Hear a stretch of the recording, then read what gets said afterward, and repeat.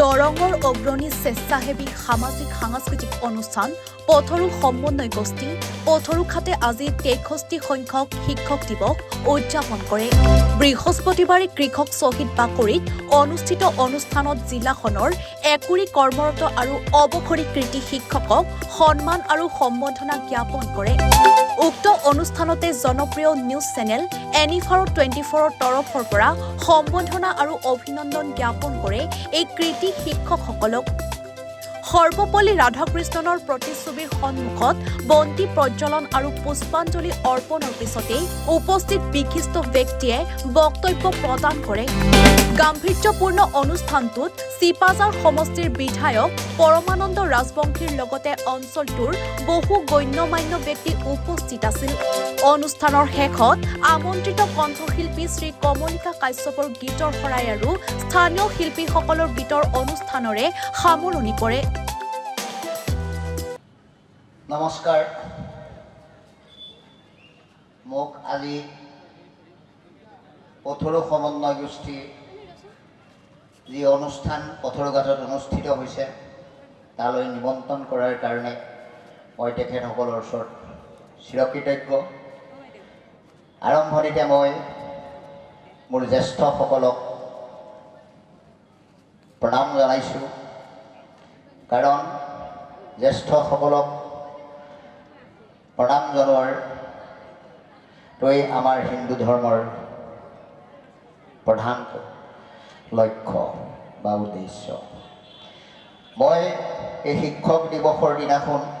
আপোনালোকক বৰ বেছি সময় নলওঁ, কাৰণ যিহেতু আমাৰ উপৰোক্ত বক্তাসকলে অৰ্থাৎ আমাৰ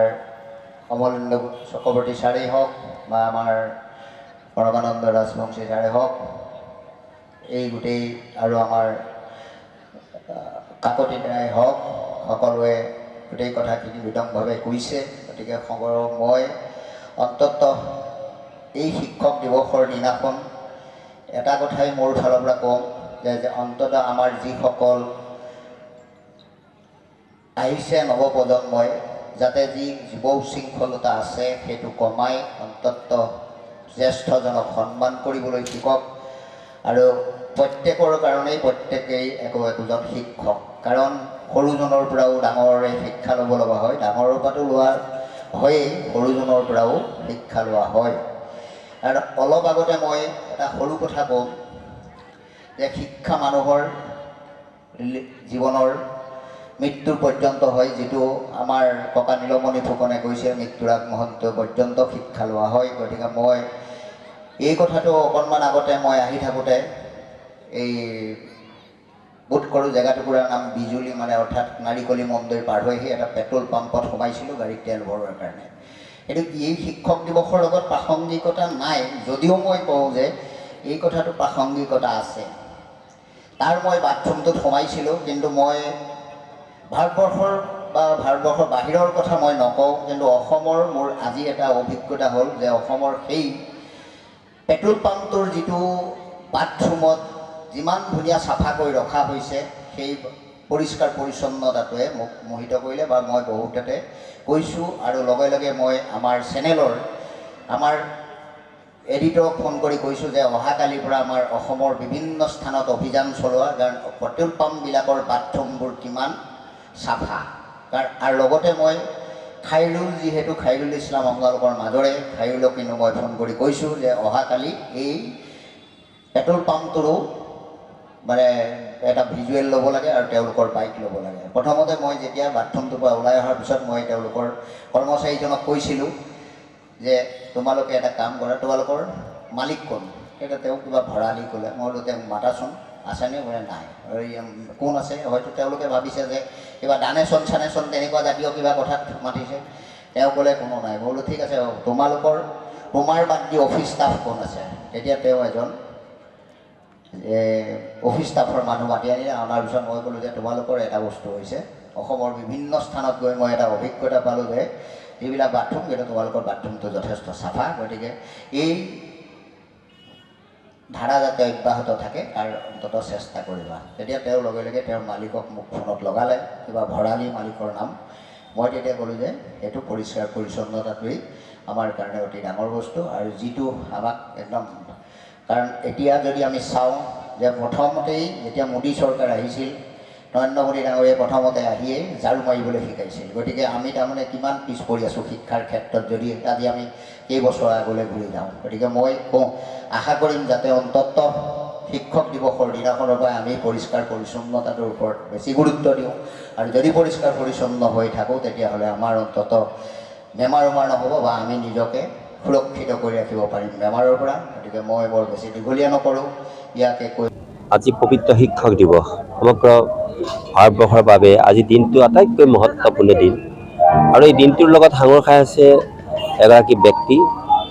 ডক্টৰ সৰ্বপল্লী ৰাধাকৃষ্ণন আৰু আজি আমাৰ পথৰ সমন্বয়